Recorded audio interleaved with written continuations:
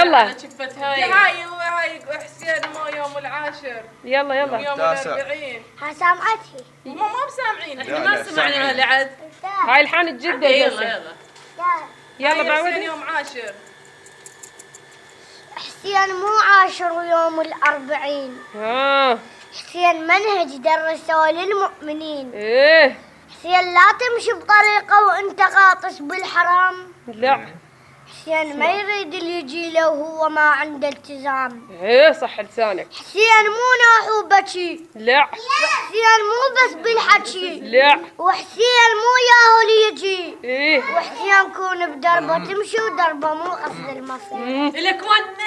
حسين كون تصير مثله ومثل أنصاره تصير. ايه. حسين لا تمشي لزاير وانت ما عندك ضمير. ايه. حسين لا تلهج باسمه وانت ما تساعد فقير. ايه والله. انت تعرف يا حسين ايش تعني هاي معناها صلاتك لا تفوت. هاي معناها زكاتك لا تموت.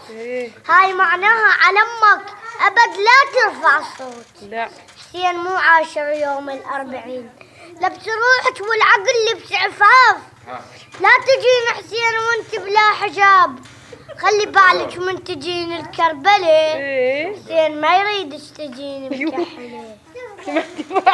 والما عرف خلي ينتبه شنو الحسين. حسين مو عاشر يوم الأربعين. حسين منهج درسوه للمؤمنين. صلوا على محمد. اللهم صل على محمد وآل محمد.